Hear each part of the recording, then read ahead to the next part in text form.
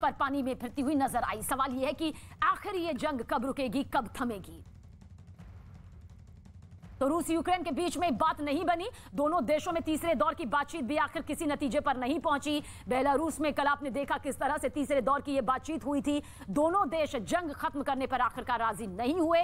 पहले भी 2 दौर की बातचीत हो चुकी है जिससे कोई नतीजा सामने नहीं आया था। रूस यूक्रेन में 13 दिनों से यह जंग जारी है। लेकिन इस बीच आपको बता देते हैं कि 10 मार्च को यानी कि टर्की में दोनों देशों के जो विदेश मंत्री है उनकी मुलाकात अब होने जा रही है।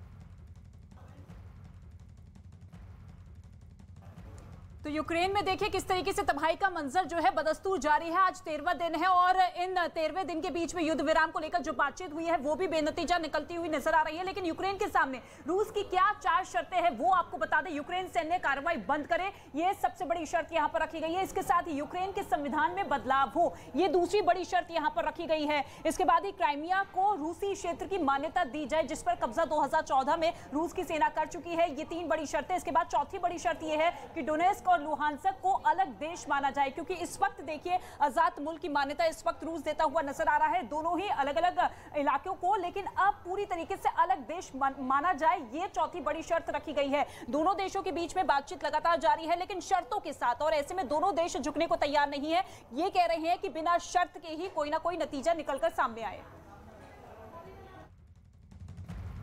और वहीं रूस यूक्रेन में जारी जंग के बीच बड़ी खबर निकलकर सामने आ रही है। रूस ने सीजफायर का ऐलान कर दिया है। यूक्रेन के 5 शहर कीव, सुमी, खार्किव, मारियोपोल, चरनी में सीजफायर का ऐलान कर दिया गया है और आज भारतीय समय अनुसार दोपहर 12:30 बजे सीजफायर लागू होगा ताकि 5 शहरों में फंसे भारतीय छात्रों को सुरक्षित बाहर निकाला जा सके। युद्ध में फंसे लोगों को निकालने के लिए ह्यूमन कॉरिडोर बनाया जाएगा। इन्हीं शहरों में रूस ने सबसे ज्यादा बमबारी भी की है और इस वजह से भी सीजफायर की अहमियत यहां पर ज्यादा हो गई है। देखिए हम मैप के जरिए भी आपको समझाने की कोशिश करेंगे, लेकिन रूस ने सीजफायर का ऐलान यहां पर कर दिया है और ये 5 शहर हैं यूक्रेन के जहां पर सीजफायर का ऐलान रूस की ओर से किया गया है। हालांकि इससे पहले आरोप तो ये लग रहे थे रूस पर, यूक्रेन लगा रहा था कि सीजफायर का ऐलान तो उसकी ओर से कर दिया जाता है लेकिन फिर भी बमबारी लगातार उसकी ओर से की जाती है। तो ऐसे में ह्यूमन कॉरिडोर से लोगों का रेस्क्यू करना बेहद मुश्किल हो जाता है।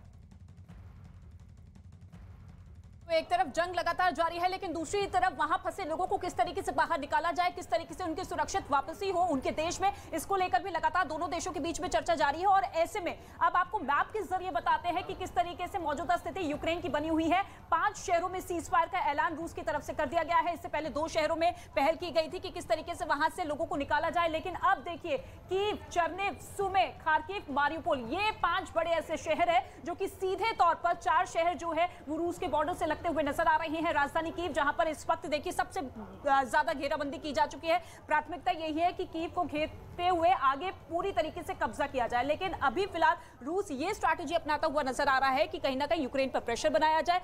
ह्यूमन कॉरिडोर बनाने को लेकर सहमति बन चुकी है। एक पैसेज रूस की तरफ से बनाया गया है कि किस तरीके से वहां से लोगों को बाहर निकाला जाए, लेकिन रूस की सेना अगर ताबड़तोड़ हमलों के साथ, घेराबंदी के साथ वहां पर थमी हुई है राजधानी कीव को घेरते हुए, तो ऐसे में यह मानकर चला जाए कि ज़ेलेंस्की क्या उनके सामने झुकने को तैयार होंगे, क्योंकि कहीं ना कहीं लोगों की जानों को लेकर जो सवाल निकलकर सामने आ रहे हैं कि लोगों को ढाल बनाकर वहां पर इस वक्त जंग लगातार यूक्रेन चाहता है कि आगे बढ़ती हुई नजर आए।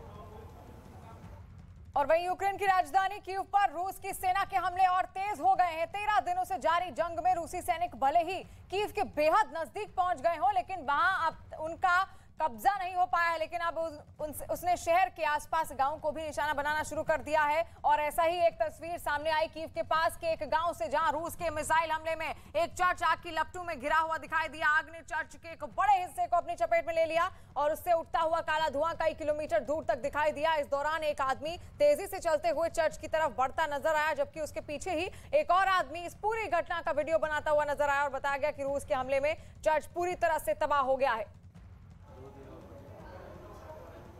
और इस वक्त तमाम बड़े बड़े दावे दोनों देशों की तरफ से किए जा रहे हैं। इस महायुद्ध का आज 13वां दिन है और ऐसे में बड़ा दावा यह किया गया है कि रूस के 2 विमानों को हमने मार गिराया है। ये बड़ी खबर आपको बता दें, यूक्रेन की सेना की तरफ से यह बड़ा दावा सामने आया है कि रूस के 2 बड़े ऐसे विमान हैं जिसे हमने ध्वस्त कर दिया है, मार गिराए गए हैं। 2 रूसी विमान, रूस के लड़ाकू विमानों को मारा गया है। ये यूक्रेन की सेना की तरफ से बड़ा दावा किया गया है। इसके साथ ही आपको बता दें कि दोनों सेना के जो विमान हैं लगातार एक दूसरे पर ताबड़तोड़ हमले करते हुए नजर आ रहे हैं और ऐसे में उन विमानों को किस तरीके से मारा जाए, ध्वस्त किया जाए, इसको लेकर भी एक खास रणनीति यूक्रेन की तरफ से सामने आ रही है।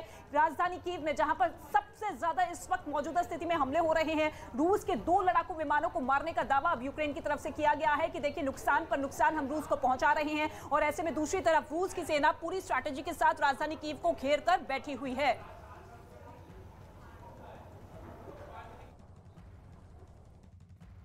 तस्वीरें लगातार आप देख रहे हैं और भीषण तबाही आज 13वें दिन भी जारी है। और अब आपको पिछले 13 दिनों से जारी जंग की 5 तस्वीरें दिखाते हैं। रूसी सेना का यूक्रेन के अलग अलग शहरों पर बमबारी का सिलसिला बदस्तूर जारी है। दोनों देशों के बीच 13 दिनों से जंग लगातार जारी है और यूक्रेन के जतोमर में तेल डिपो पर रूसी मिसाइलों से बड़ा हमला किया गया, जिसके बाद तेल डिपो आग की लपटों में घिरा हुआ दिखाई दिया। इरपिन में हवाई हमला किया गया जिसमें कई इमारतें तबाह हो गई हैं। और रूस और यूक्रेन के बीच बेलारूस में तीसरे दौर की बातचीत हो रही हुई और 13 दिनों से जारी जंग के और भीषण होने के आसार हैं। तो ये 5 तस्वीरों के जरिए समझिए कि आखिर वहां पर क्या हालात बने हुए हैं, किस तरह की स्थितियां हैं। सब कुछ नष्ट हो चुका है, लेकिन फिर भी ज़ेलेंस्की ने कहा है कि हम रूस से भी ज्यादा सुंदर शहर दोबारा बनाएंगे अपने, क्योंकि रूस लगातार तबाही वहां पर मचाता आ रहा है, तेल टैंकरों को निशाना बना रहा है, साथ साथ न्यूक्लियर प्लांट्स को भी उसकी ओर से निशाना बनाया जा रहा है। और यूक्रेन के सुमय में रूस ने भारी बमबारी की है। हवाई हमले में सुमय में भारी तबाही देखने को मिली। हमले के बाद इमारतों से लोगों का बाहर निकालने का काम जारी है। और सुमय में एक इमारत पर बम धमाका भी हुआ और 2 बच्चों समेत 9 लोगों की मौत की खबर है। तस्वीरें भी हम आपको दिखा रहे हैं। यूक्रेन के सुमय शहर की तस्वीरें हैं, किस तरीके से लगातार रिहायशी इमारतों को निशाना बना रहा है रूस, ताकि ज्यादा से ज्यादा तबाही झेली जा सके। और एक खींच भी है उसके अंदर कि आखिर इतने दिनों तक यूक्रेन की सेना उनकी सेना के आगे टिकी कैसे। तो ऐसे में अब आम नागरिकों को भी रूसी सेना निशाना बना रही है, उनको भी नहीं छोड़ा जा रहा है उनकी ओर से। और देखिए किस तरीके से मलबे के नीचे अगर कोई फंसा है तो उसको निकालने की कवायद भी वहां पर रेस्क्यू टीम द्वारा की जा रही है।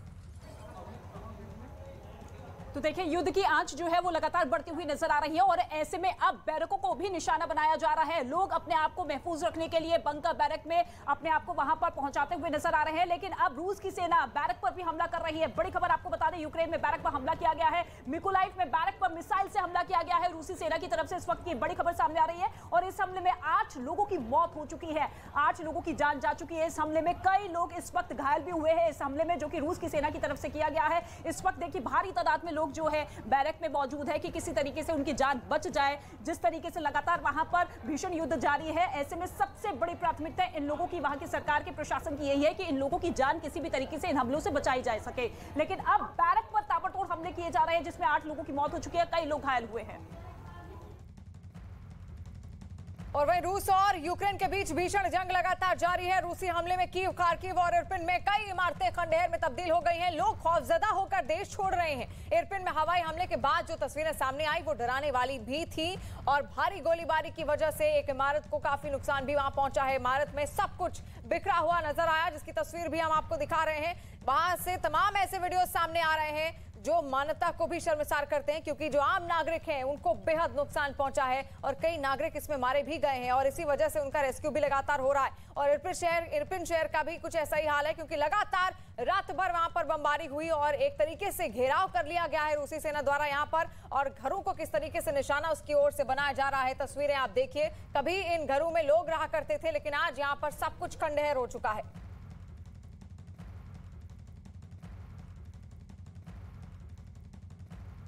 तो आज 13वां दिन है और रूस के जबरदस्त हमलों के बीच यूक्रेन भी लगातार रूस को नुकसान पहुंचाने का दावा कर रहा है। कुछ तस्वीरें भी हम आपको दिखाएंगे और अब उसने इस युद्ध में आम लोगों की भी मदद लेने का फैसला किया है और इससे जुड़ी कुछ तस्वीरें भी आपके सामने हैं। इनमें यूक्रेन की सेना के जवान आम लोगों को बंदूक चलाने की ट्रेनिंग करवाते दिखाई दिए हैं, यानी कि आम नागरिक भी अब इस जंग का हिस्सा बनते जा रहे हैं लगातार। और सिर्फ कुछ दिन पहले खबर सामने आई थी कि कम से कम 1 लाख से भी ज्यादा ऐसे युवा हैं जो वापस लौटकर यूक्रेन लौटे हैं ताकि वो अपनी सेना की मदद कर सके, ज़ेलेंस्की की मदद कर सकें। और ऐसे में उनको भी अब ट्रेनिंग दी जा रही है। ये आम नागरिक हैं जिनको ट्रेनिंग दी जा रही है। तस्वीरें आप देखिए, भीषण तबाही यूक्रेन इस वक्त झेल रहा है, उसका हर शहर। दूसरी तस्वीर जो आप देख रहे हैं उसका हर शहर को उसके नुकसान पहुंच रहा है और यूक्रेन की सेना ने रूस को नुकसान पहुंचाने का एक और वीडियो जारी किया जो इस वक्त आप देख रहे हैं। इस वीडियो में यूक्रेन के एक शहर के में बीच सड़क पर रूस की सेना के एक वाहन में धमाका होता हुआ दिखाई दिया। ये धमाका इतना जोरदार था कि वहां से आग की ऊंची ऊंची लपटें उठती हुई नजर आई। तस्वीर आपके सामने है किस तरीके से लगातार लड़ाई हो रही है। रणनीतिक तौर पर मनाने की कोशिश यूक्रेन को भी की जा रही है और रूस को भी की जा रही है, लेकिन दोनों न झुकने को तैयार है, न पीछे हटने को तैयार है। तो ऐसे में अब ये जंग महाजंग में तब्दील होती हुई, महायुद्ध में तब्दील होती हुई